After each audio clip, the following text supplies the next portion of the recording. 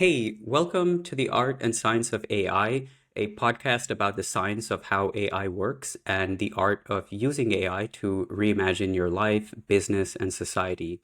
I'm one of your hosts, Nikhil. I'm an AI product manager, and I love talking about AI. I'm Piyush, your other host. I'm a sales executive and I love learning about AI. We're two best friends who love talking about AI, and here we are. Nikhil, we talked about it in, I think, two or three episodes now. I've been super curious to learn more about this AI value chain business because you've mentioned it a few times now, and I've just been really curious. So let's talk about that today if you're into it. Yeah, that sounds awesome. I think we got into it because when we were talking about like Apple Intelligence, we talked about how Apple is trying to climb higher in the value chain and take away some value from other players in the ecosystem.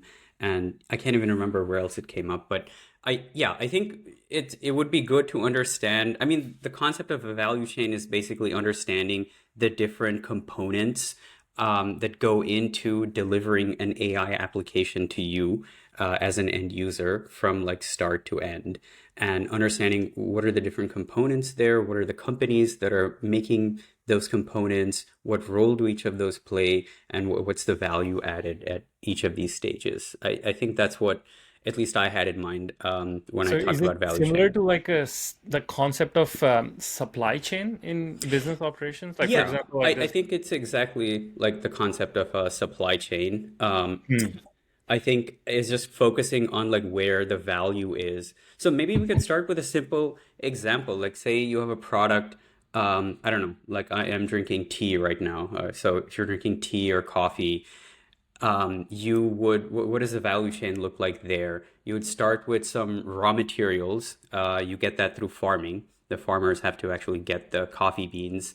And then there's some steps of processing the raw material. It has to be like milled and like roasted.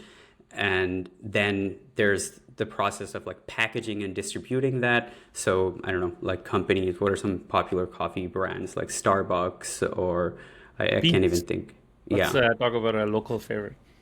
Pete's, yeah, Pete's, all these companies. So then, yeah, there's the packaging and distribution, and then finally there's like the retail layer where you can go and buy coffee. And I guess there are different value chains for like buying coffee grounds at the supermarket versus like buying a cup of coffee at Starbucks. They're both similar until the one point, and then they diverge. And if you're buying coffee at a supermarket, that's more in the packaging and retail space. And if you're buying coffee at a coffee shop, then the value chain also includes like the building, rent, equipment, labor to pay for that, and all of So that. what you're describing, I've always understood that to be the supply chain. Are those two words the same? Value chain and supply chain? Can I use them interchangeably, or is there a difference?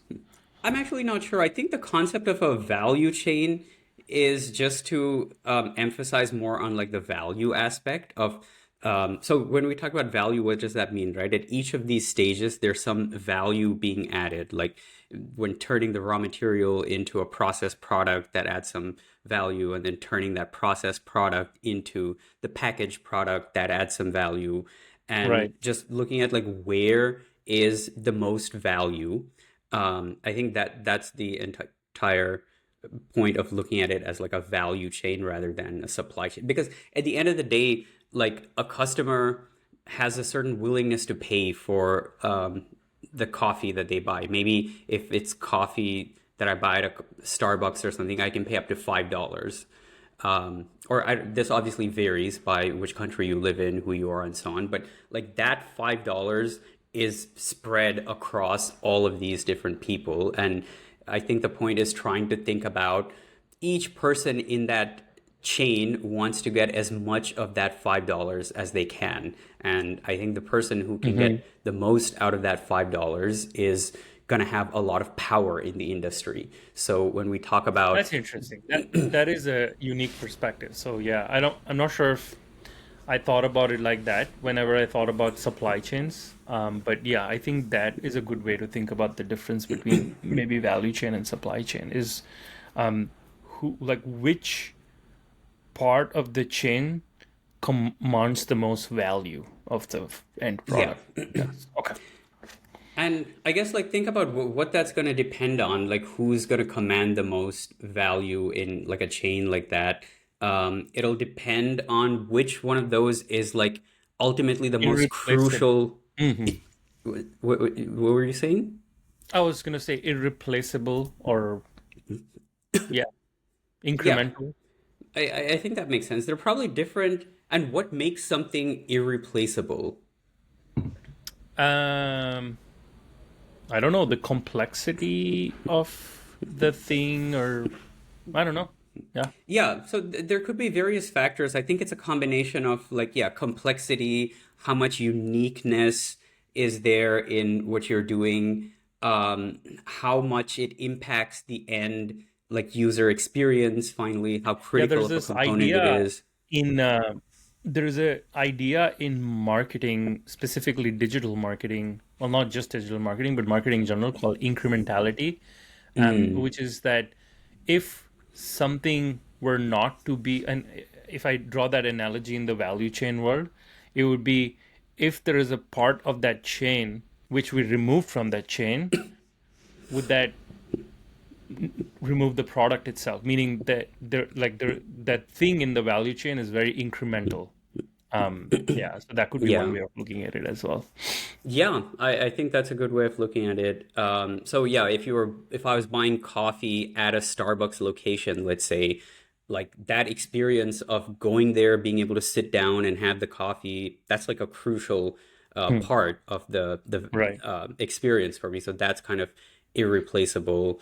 And yeah, I mean, I think it varies. Like different customer segments care about different things, so there are like different niches that come up. But I think you can just see trends in the overall industry of which part is really crucial, and that kind of determines which company has the most power and like the highest valuations. Hmm. So that's kind of what's going on in the AI industry right now. Is there's a lot of competition to see like who can extract the highest value from these AI experiences that people are shipping to customers. And Yeah, you it's a know, very interesting idea actually to look at the supply chain or the value chain of AI. So most people are familiar with the end product, let's say a chat GPT, but to make that experience, to enable that experience, there's a whole bunch of things that goes into it. I mean, I have some vague idea that I know NVIDIA is obviously very crucial, which is why it's now the most valuable company on earth as as of this recording in June 2024. Like it's the most valuable company on I earth. think I mean, that keeps fluctuating. It's Right, that's why between I noted the NVIDIA and date. But the point yeah. is that the reason they're so valuable, they weren't the most valuable company last year or 5 years back. The reason they are so is I imagine they're very crucial in enabling this new AI boom. And maybe there's other things between NVIDIA and ChatGPT. So I'm very like curious to for you to Yeah, unpack this value chain of there's AI. tons of I like the things. framing. Yeah, yeah, Okay. yeah. By the way, I just looked it up and it looks like currently Microsoft and Apple have overtaken NVIDIA, and NVIDIA's third, but they're pretty close, and these Okay, guys so yeah, it's keep right. changing because the stock price fluctuates. So I think yeah, for a day it's or two, one it of the was the top most three. valuable. It Oh yeah, overtook for even sure. Microsoft. It might even get there again. Like these things will Yeah, just keep fluctuating.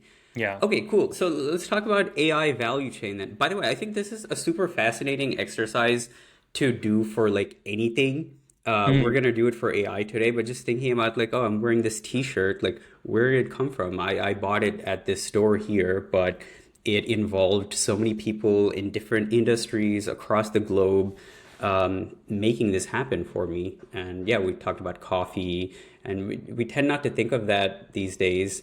But I think it's like an interesting exercise to do. But yeah, anyway, let's jump into value chain for AI, or maybe let's start with like value chain for software products in general. Think about Hmm. in old school software products, like what was the value chain? How were they developed and distributed? One example we can take maybe is a company like Adobe. It was one of the top software companies. in like let's say the 90s and early 2000s. They made software for working with PDFs, working with like media and creative content. So how did that work? And so the first step is the research and development. So that you're going to hire a bunch of engineers to actually research how to build the app and actually like build the application. And then there's like the packaging and distribution. And think about in the old world, people, if a consumer wanted to go buy Adobe software, you have to go to a physical store, like a computer goods store or something, Or even and you, Costco. Like there, yeah, like to this day, during the months of November and December, you can buy software from Costco. By the way, if people are listening to this and not familiar with Costco, Costco is this giant retailer in US, and actually it's present across many other countries. But I actually bought a software from Costco, and I what got a did you buy? physical thing. It was TurboTax because they were doing a discount, and I used TurboTax for my taxes. And I was like, well, this is nice. I mean, I get a $15-20 discount, and I know I need TurboTax every year, right? Actually, that was a stupid mistake because it's very annoying. One, it came with a CD, and it just I don't know why TurboTax I or don't even Intuit, have the a company that CD reader. I so that couldn't. wasn't the big problem. Like I mean, I think they realize that most laptops or computers don't have CD-ROMs, CD players now. So the problem is you could only use that activation code for their desktop version, which is very clunky. And I was used to their web version, which seamlessly connected with all the services. And because I already paid for it, I had to use it. So I kind of regretted having got that $15 or $20 discount and getting it. But the point I'm trying to say is, yeah, in the old days, I imagine that's how most people bought their software, right? Like actually go Yeah, to Best Buy or some place and physically get the software in a physical format, I guess. yeah, that's true. So they would get on the consumer side, you have to walk into a store, buy like a box. You open the box. It's like buying a laptop today. You buy this box, you open it up. There could be a floppy disk or a CD-ROM or something like that, and then you install it. So there was some packaging that went into that, and then it's distributed through traditional retail channels. And oh, going back to the research and development side, that's all done in-house by Adobe, both in terms of the staff that they have, their engineers are in-house, and the hardware that they need to use for development, that also is in-house. So they're developing it on their own computers. And if they need like large amounts of data to be processed for things they're doing, they likely have their own like data centers to do that. So that's like the traditional value chain in the like early So wait, 2000s, let's sorry, say. sorry, before we move forward, in the traditional software business, the way you're describing the value chain, it's like two parts to it. One is the development of the product itself, and then there's the distribution of that product, right? Yeah, yeah. So let's break it down into those two steps. Then the next major revolution that happened was, I would say, the cloud transformation, where we got these like powerful cloud companies like Google and AWS and Microsoft Azure that kind of transform the value chain for consumer applications. And that is on two things. One is in terms of the consumer experience, and second, also in terms of the development experience. So let's talk about some of the shifts that happened in the last like 10 to 15 years. The internet took off and people were using web browsers more and more. And then also there was the introduction of mobile as a new platform. So back in the day, Adobe probably just made software that you could run on Windows or Mac. Those were the only two platforms they had to make the software for.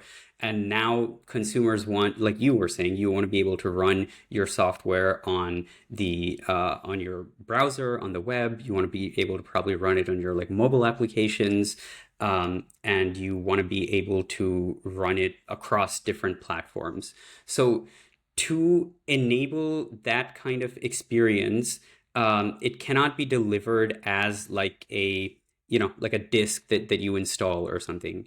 And so we've had like platforms like Apple and Google step in and create like app stores that people can use to distribute their applications to end consumers.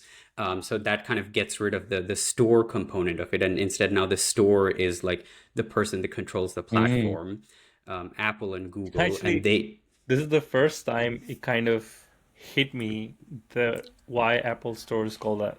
Like it's actually like a store. Like they're trying to. That's funny. yeah, I never thought it's about the App Store. that. And it's interesting. Maybe like people in the next generation 10, 20 years ago won't even have this connection of like they just never Yeah, knew what it was like. yeah. So that was Interesting. one change that happened. Um, and then another change that happened is like back in the day, like when Adobe wanted to release new features for their application, suppose like they found some cool new way to edit PDFs or they made an improved user interface, like how would they get it in the hands of consumers? The only way to do that is you build another product and then you go ship it to the store again, and then your customers have to go and upgrade it. So usually the way it worked was they would have like versions and they would say, okay, you have now like version 10 of this software. And then when I release version 11, I have some improvements, and you as a customer can decide if you want to get that upgraded version or not. So it's like when you decide if you want to upgrade your iPhone or Android, you look at the new phone and you're like, okay, do I need these new features? But the downside of that is like sometimes in software, there are like bugs and things that you want to Security patches fix. and whatnot. Yeah. Yeah, security patches, and you can't do all of that. So yeah, another need that people had was for like continuous updates to applications that they're distributing. So really, the kind of the main solution people figured out to this was, hey, instead of me shipping software to you, like the software is going to be hosted on the cloud on the internet, and then you can download the software from the internet, and then whenever I update it, that again like gets updated, and you can download the latest version. And then Yeah. that is kind of what changed the model of the pricing model from like you buy a software once. So back in the day, like you would just buy software once and then you owned it for life. If you bought Adobe Acrobat version 10, that's it. You own a license for that. But now it's a subscription application. And most applications are subscription applications now where they You say, know, okay, you have all to the pay. things you've said so far has been really good for the industry. This one I have mixed opinions about. You know, I did really like the fact that you could buy something once and just own it forever. And Yeah. I really don't like the fact that everyone now wants to move to a subscription model.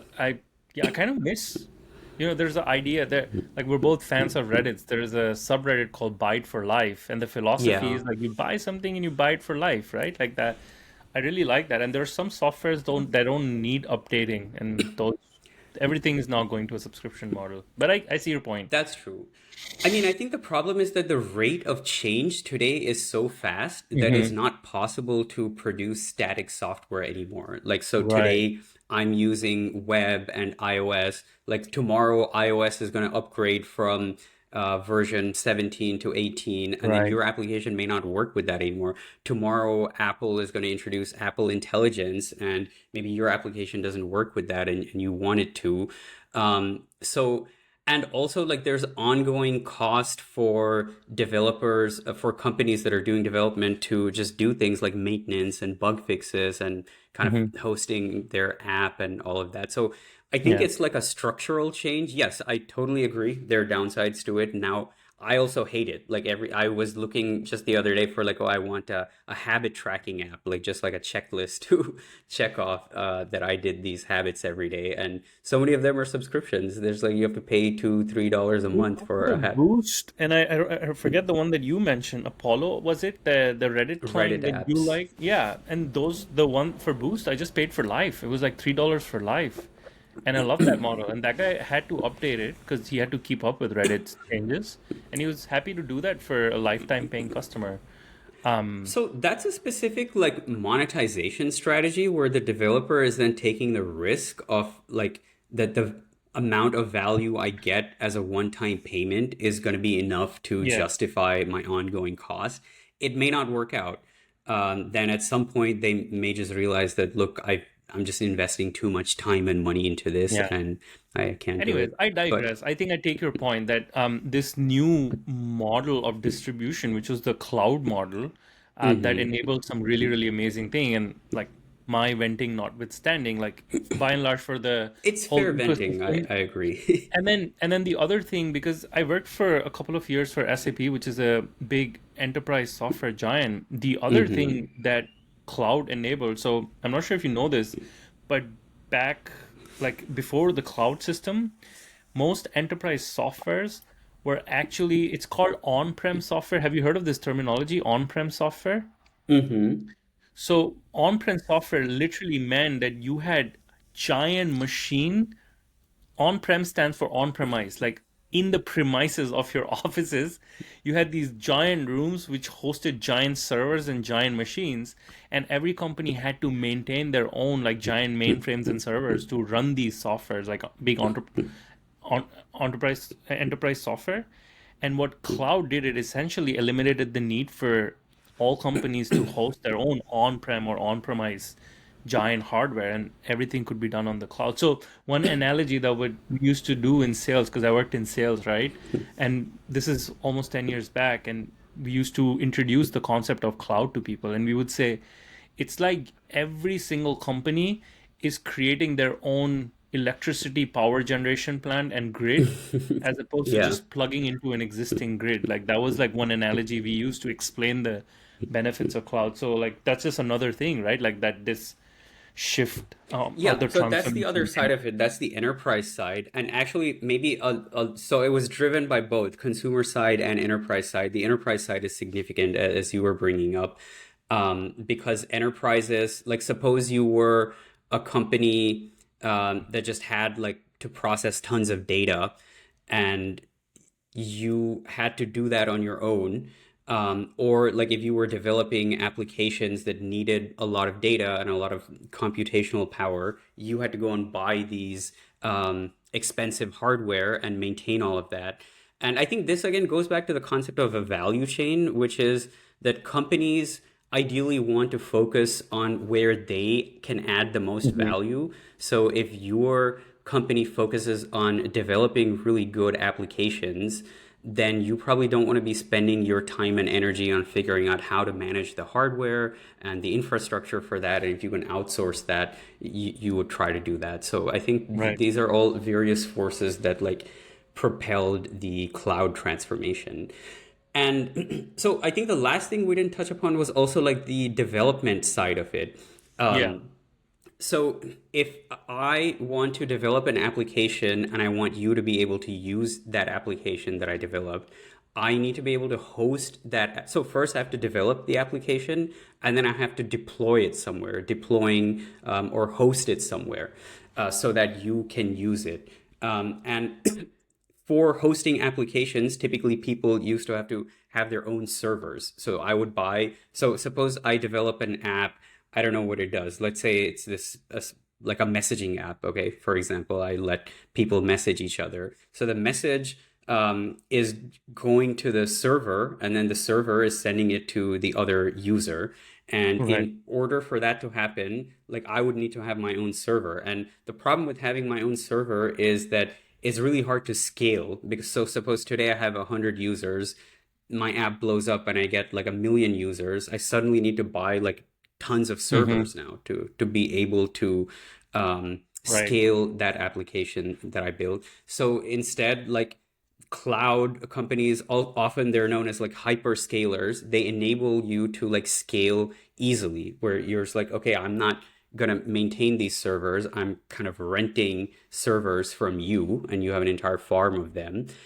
These And would be companies like Microsoft Azure, AWS from Amazon, and Google Cloud, right? These are the hyperscalers that you're mentioning. yeah, exactly.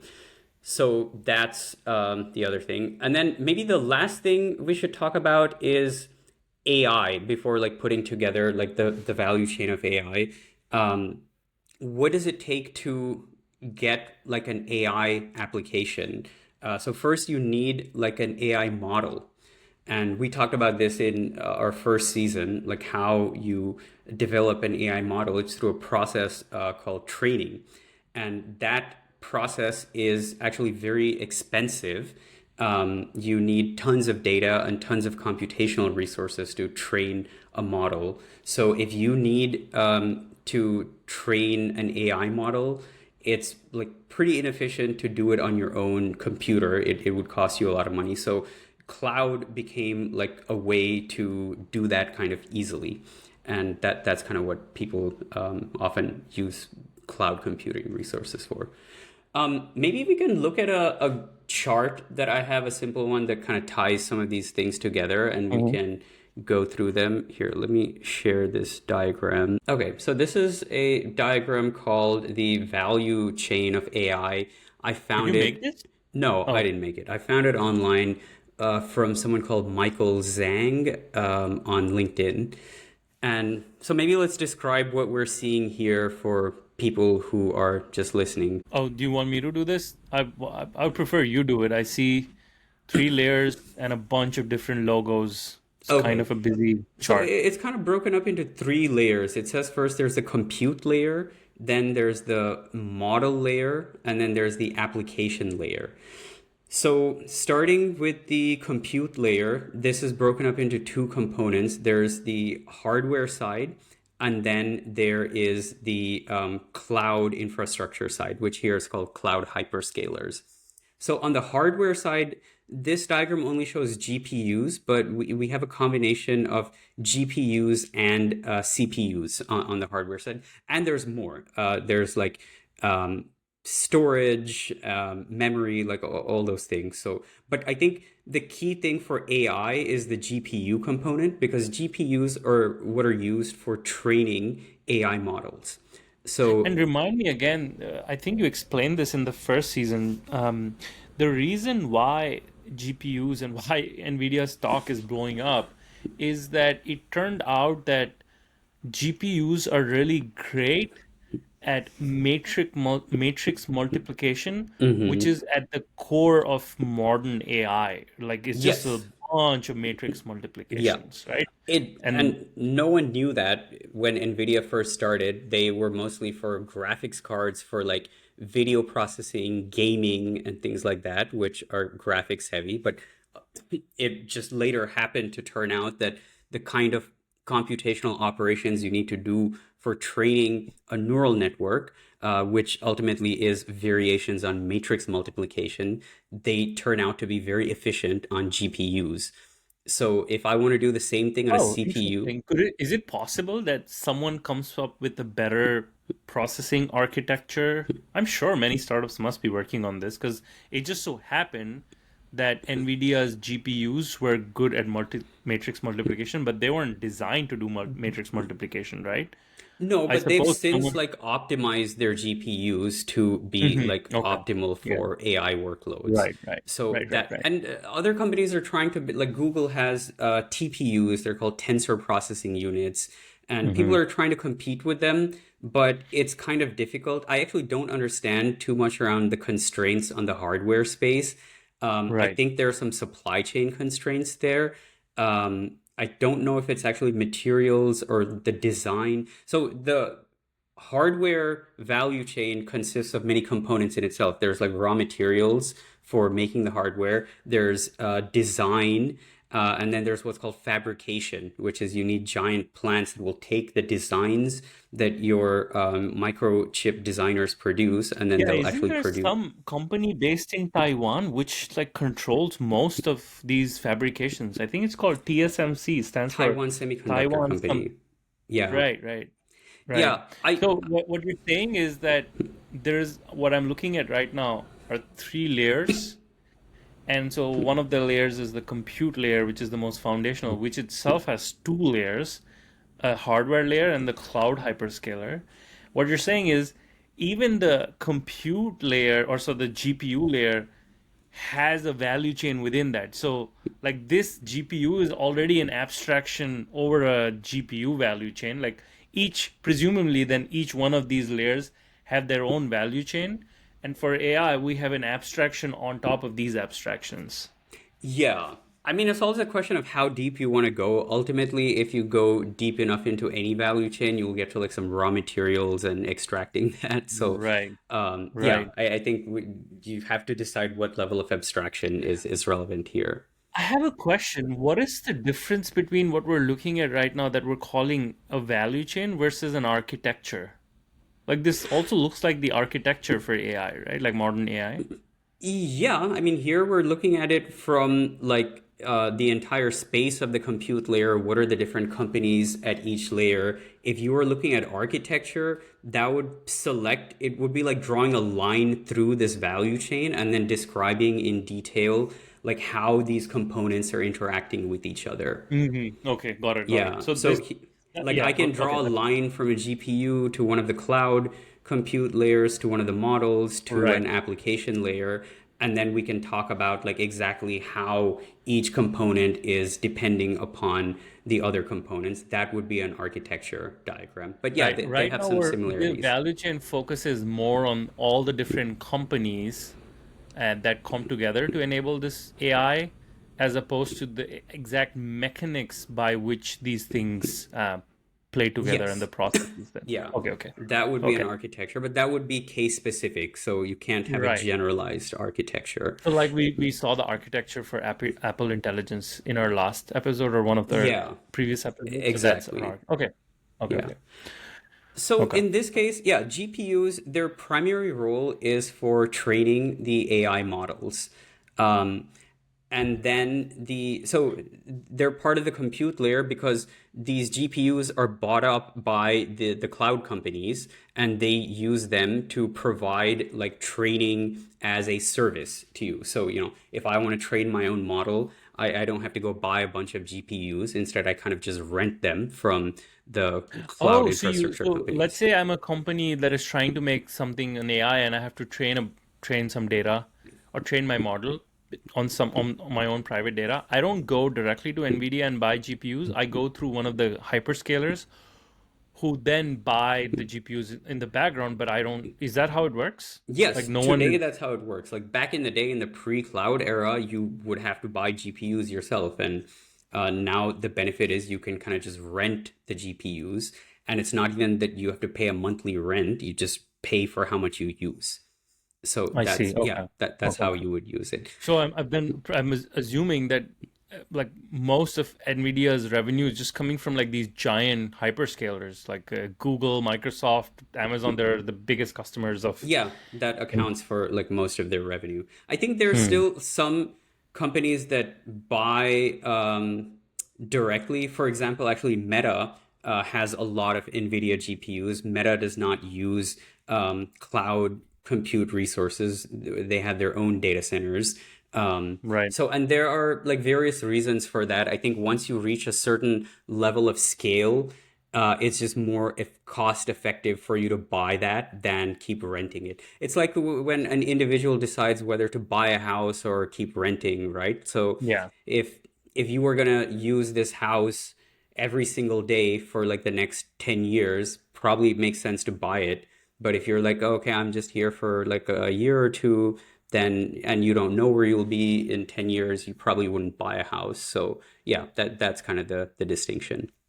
Yeah. Yeah. So the one thing then we talked about is the compute layer. Next is the foundational model layer. So let's take the example of a company like OpenAI.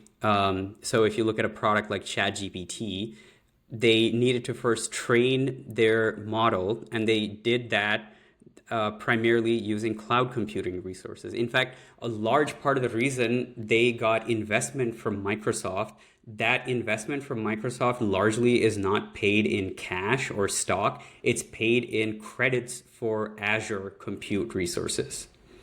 Oh, interesting. I didn't know that. Yeah, Okay. the billions of dollars of investment that they got from Microsoft, a large chunk of that is just they're giving them credits that they can redeem for using cloud. Actually, I have a question here. So I've heard that it costs a lot of money to train these foundational models, as you also just said at the beginning of this episode. And I think I saw an interview in which Sam Altman said something like, "Yeah, GPT-5 is being, or whatever, our next model is being trained. It'll take a few months." And I've just always found that super interesting. Like, why does it cost so much? Like, why does it cost in the billions of dollars to train these foundational models? And why does it take months? Like, a lot of That's people said that, just oh, a 2-5 factor is being of trained like, right now. yeah, I think it's just a factor of how much computational power and data processing is required by these models. Like, remember last season we talked about the concept of like model parameters and how they're used Yeah, in they training a run into the model. trillions now. Yeah. Right, right, So for every parameter you have, you're increasing the complexity of training the model because you have to find you're optimizing every single parameter when you train a model. Essentially, right, a right. trained model is just a set of parameters. So Which are for like knobs on like this giant machine that you're like finding the right setting for. yes, exactly. So there are trillions of parameters, and imagine you're trying to tweak trillions of parameters, and combinatorially, that just explodes the space. You're like, okay, I can Mhm. twist this knob this way, this other knob this other way, and then the trillionth knob a different way.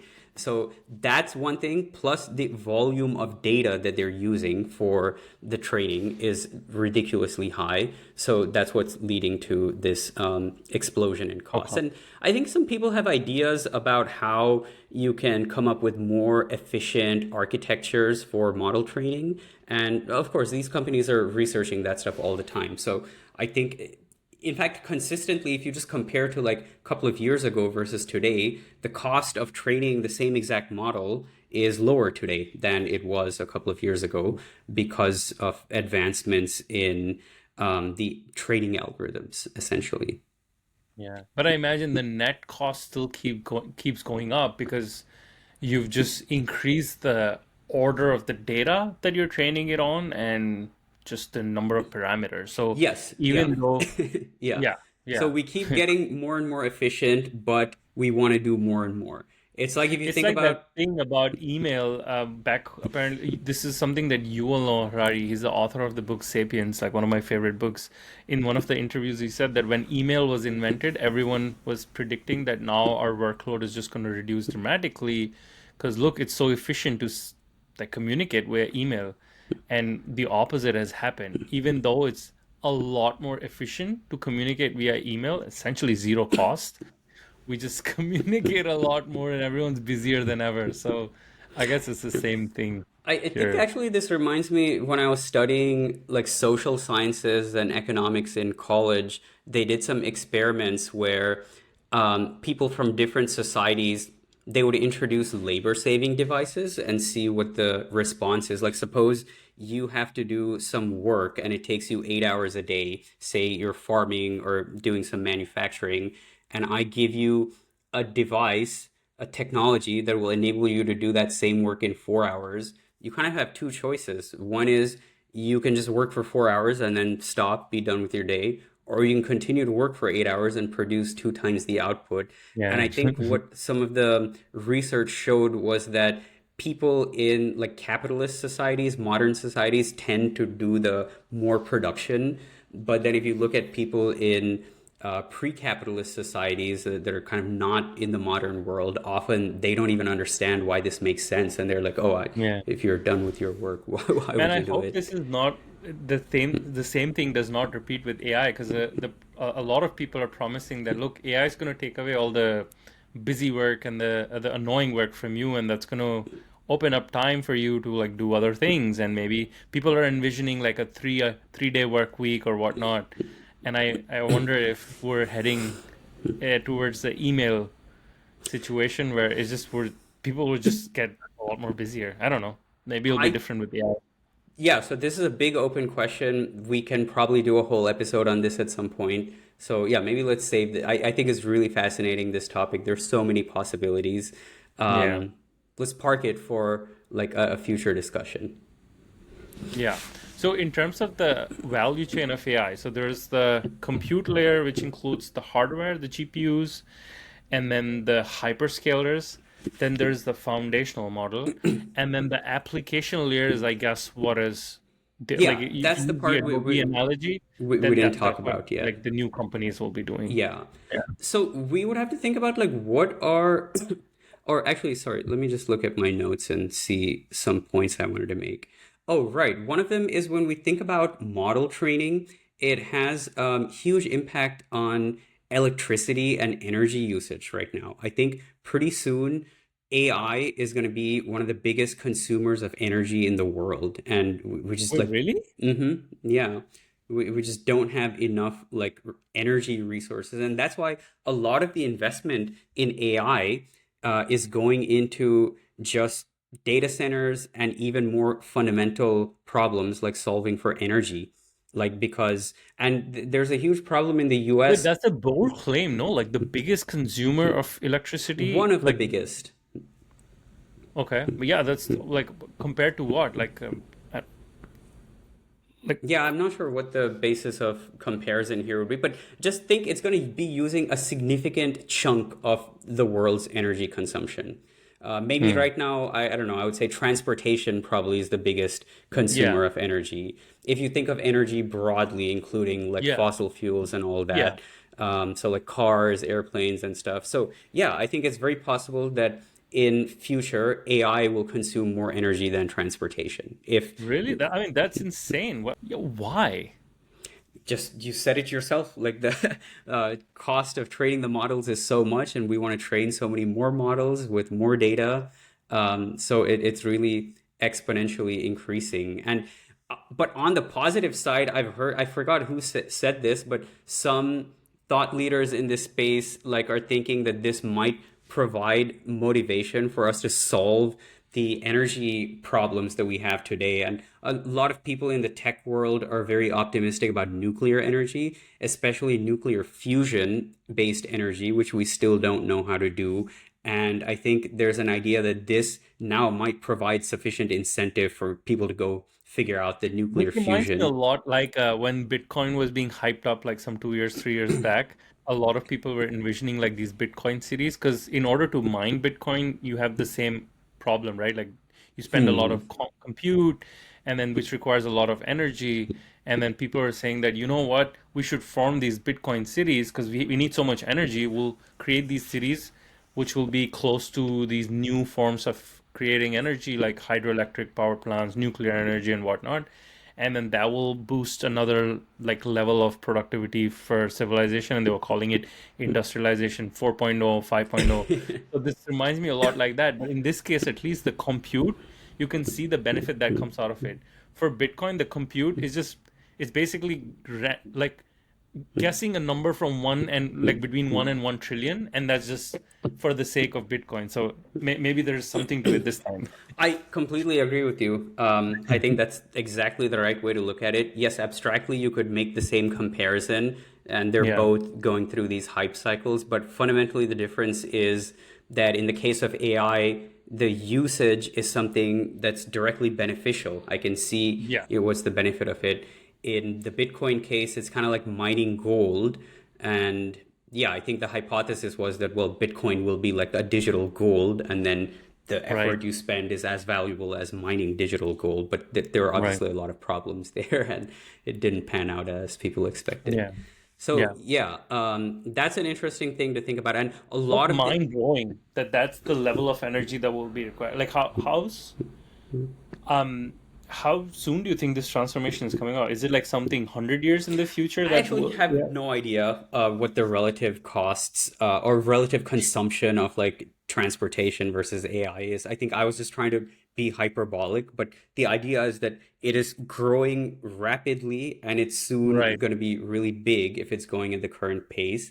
And yeah, currently the world does not have sustainable energy to support the needs of AI development, and that's a Okay. problem that we have to So solve. to coming back to our value chain point, that it seems to me that one layer that wasn't in this chart, which should exist in this chart, is also energy, right? Like just as a more foundational layer, even. Yeah. It's just because the more this blows up and the bigger our models will get, the more complex our training will get. Energy is a critical and crucial, as we discovered, right? Like when we are describing a value chain, like what is crucial in that process. And actually, it's leading to potential environmental problems also. Like, I've heard of some people who are environmentalists, like, and who really believe in um, taking personal responsibility for not impacting the environment. Like think about people who try to reduce their carbon footprint, try to avoid flying and driving if they can. And some people who are passionate about that seem to be also quite opposed to using AI these days for the same reasons, because they're worried that it has a pretty large carbon footprint, energy footprint in general. So yeah, I think it is a thing to be concerned about. Yeah, that's Optimistically, something that I was just going to say that that's something I've always noticed is a lot of things that drive our civilizations towards development require energy. Like there's one hypothesis that says that the progress of our civilization can also be mapped on our energy usage per capita. Like that's so hmm, fundamental. And then that's in conflict with like this whole idea of climate change and how our usage of energy is driving that.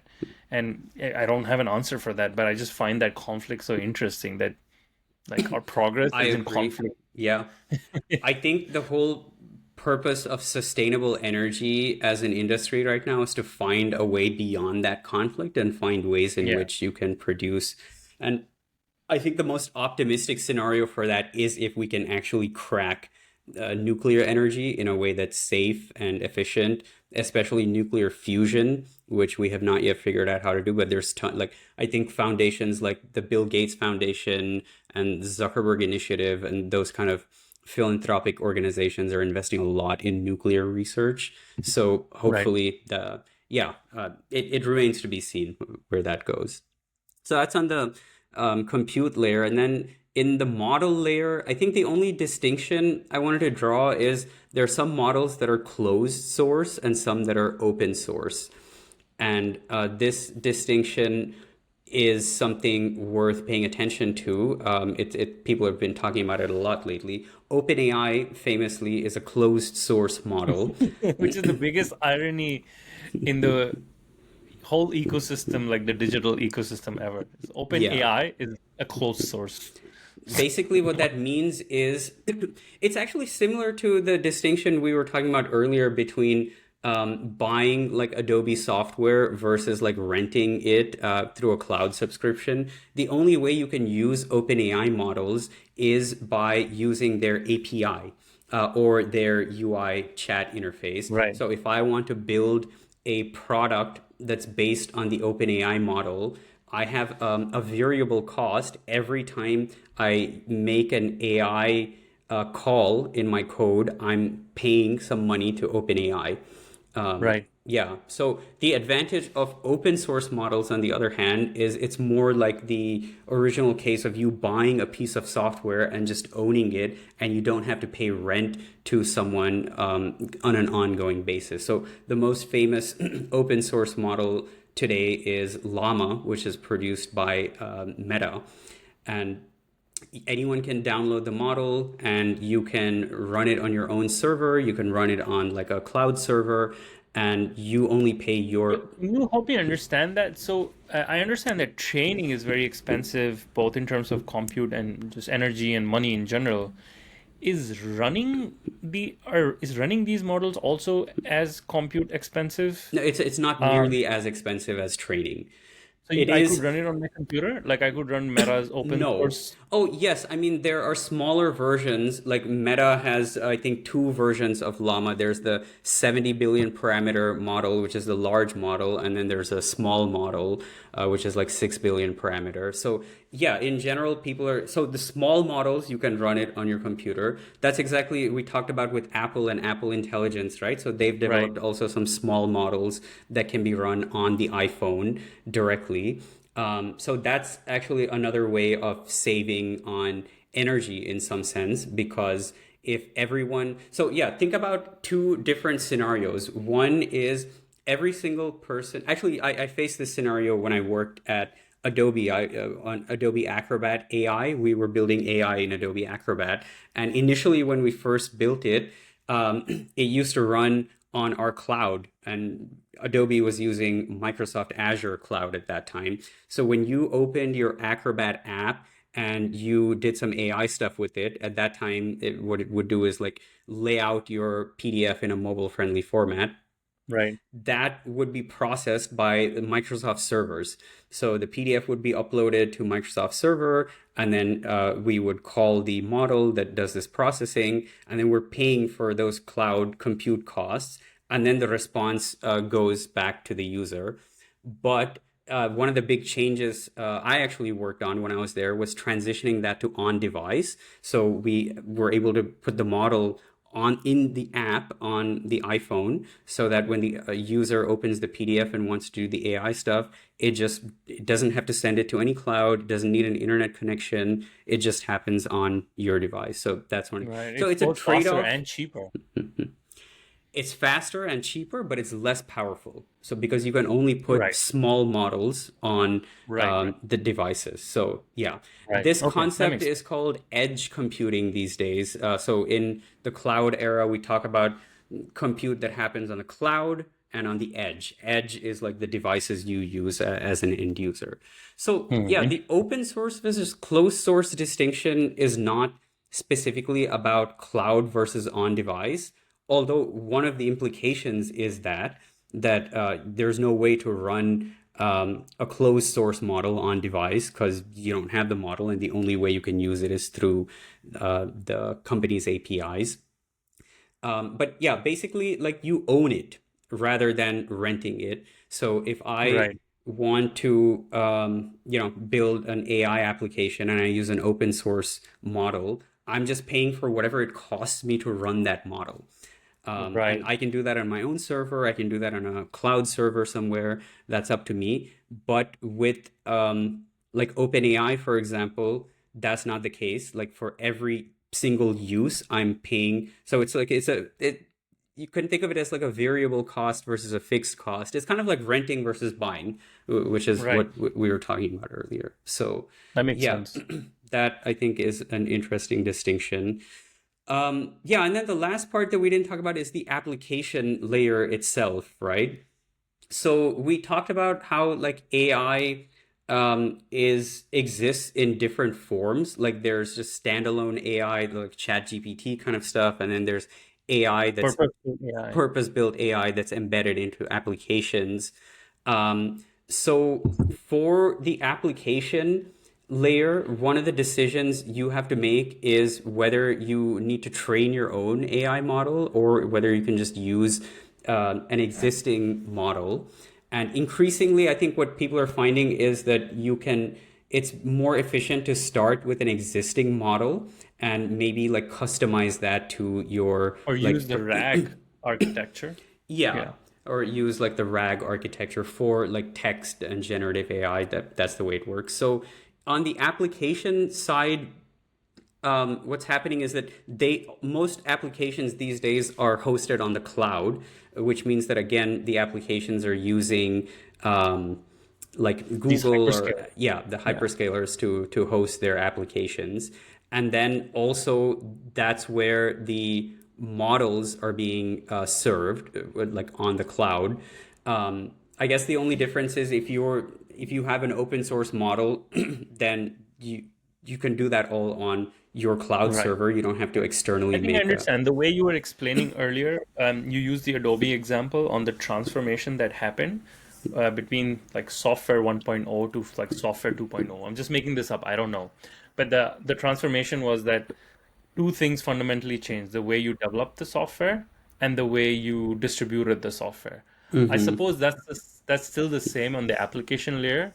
What's unique about the AI value chain is all about the compute and the foundational model layer. That's something new and unique about AI. I think there's one more. Yes, that's correct. That's very true. I think there's one more thing that's unique about AI, which is like where is the end user's value or like benefit coming from?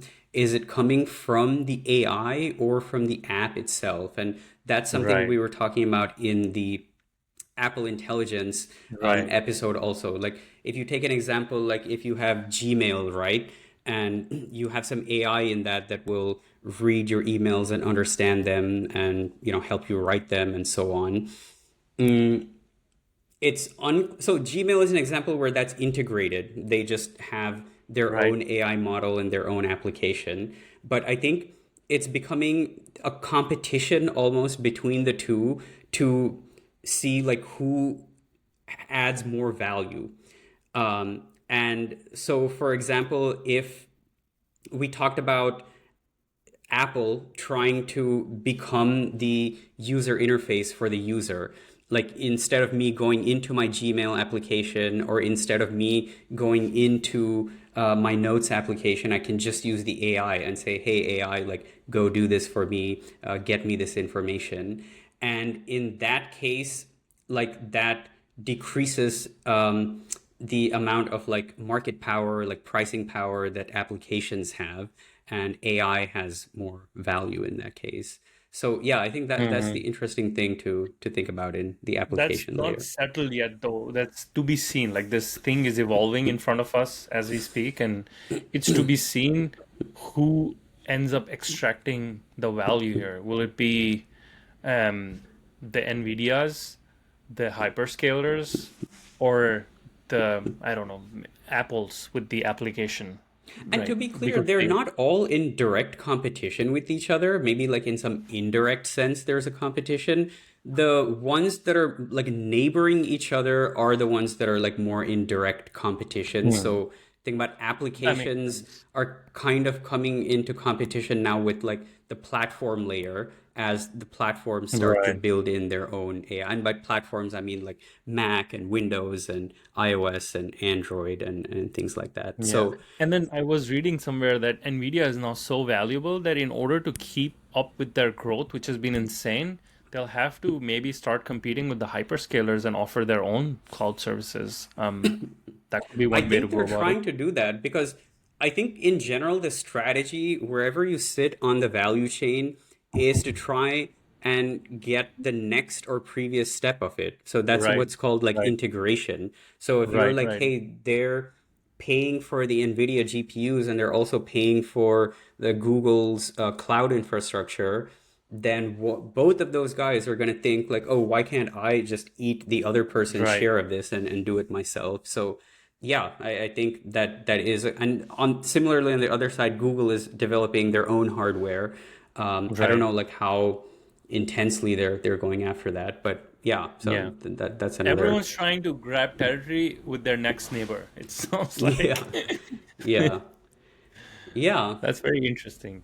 Yeah, this is such a this is such an insightful framework to understand like how modern AI works, or like if you go back to the analogy of supply chain, like take this bottle for example, like for you to enjoy this bottle and for you to like get access to this bottle, there's so much that went in it, like from the materials to Hmm. like if you bought it from a retail store like Costco or Target, like, and there everything in between, right? Like for it Yeah, reaching the end retail store and then all the stuff that constructed it.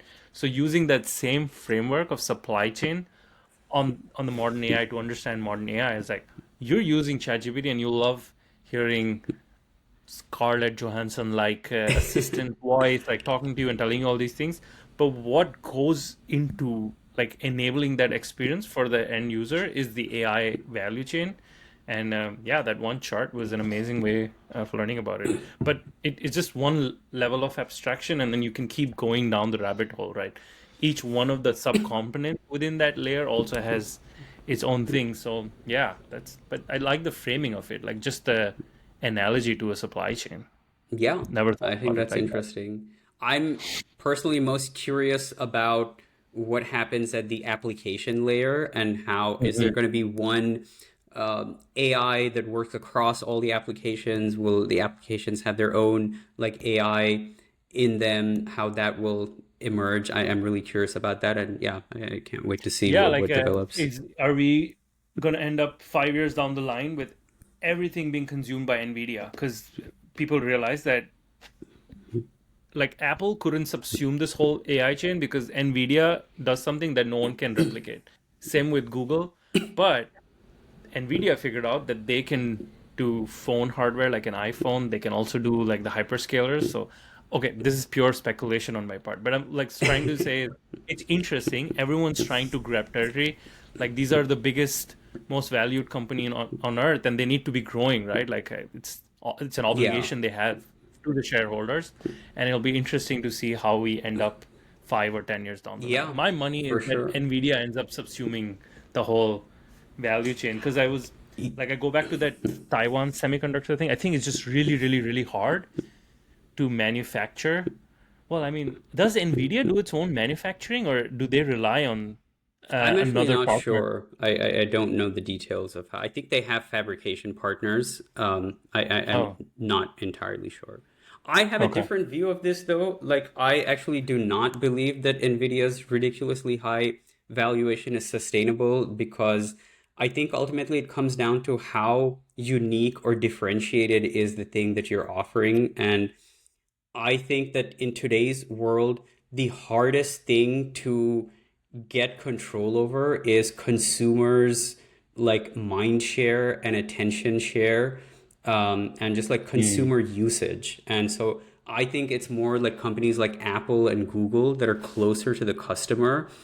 I think in general, like products that are closer to the customer like Right. tend to have higher value because the customer like values their interactions with that product, not so much with what's underlying or at the back end of that product. So I don't Right. know. I So mean, if of you go course, back to your coffee example, that's why Starbucks ends up extracting so much more value in this whole coffee supply chain than a coffee farmer in Colombia, right? Even though one yeah, might say that if they hadn't like extracted that coffee bean, like none of this would have happened. yes, Still, exactly. Starbucks ends up. And that's Yeah. exactly why like other people are trying to disrupt this. And actually, we talked about in the Apple Intelligence episode, like Zuck's vision for Meta. He's like, hey, the next platform is probably gonna be around the corner, and then we don't know who's gonna capture that next platform. Right now, it's mobile, and Apple and Google control that. The next platform might be something like wearable tech. It could be like glasses, it could be VR, it could just be like a assistant that you talk to that's there anywhere. And so yeah, I think the most fundamental shift will be if the user experience and user interaction with technology changes in a fundamental way. That opens up like a whole new set of opportunities. So I'm really curious Yeah. to see that. Yeah. And now that I'm reflecting on it, especially because the inference part isn't that expensive computationally. It's the That's right. training which is expensive, right? So yeah, Although maybe inference is getting expensive, um, because of like the larger context window. I mean, it mostly, yeah, it depends on the context window, but also just on volume. Like, how much AI am I using? Suppose I have an application Mhm. that is Yeah. helping read your emails. Like, do I want it to read like, 2 gigabytes worth of emails every time I give you a response? So there are a lot of like Yeah. choices you have Yeah. to make and to balance. Like, you could say, I'm going to make the most powerful AI ever that'll read all the data all the time, put Right. that into its context, and give you like the best possible answer. That would be the most expensive thing you could make. And you could even Right. enhance it further. You can say, if I have a multi-step workflow, first there's one AI agent that retrieves your email, there's another one that processes it and does something. So you can always make things more and more powerful. Actually, this reminds me, someone commented on our LinkedIn, I forgot their name. They were like, "Hey, you talked about chain of thought prompting, right? And chain of thought is a way to Mm. improve the accuracy and output of the model, but it comes with this cost of increasing the cost, like because you're asking it to explicitly produce a lot more tokens than it was Right. initially going to by making it think out loud. So sure, you're increasing accuracy, but at some point you have to make design decisions about what's the right level of like accuracy that I need here that's good enough for this user experience, and can I trade off some accuracy for cost and things like that. And Right. I think Right. these are the really interesting decisions that ultimately like application developers will have to make, the people who are controlling the end applications. And that's why I think like they in the end will have like a lot more control over this. But yeah, I don't know. We have to see how this turns Whatever it is, it's going to be interesting to see how this all plays out. And none of this is decided yet. yeah, And yeah. or it could be something completely different that neither of us in our wildest imaginations can anticipate. Yeah, I'm curious to see how this turns out.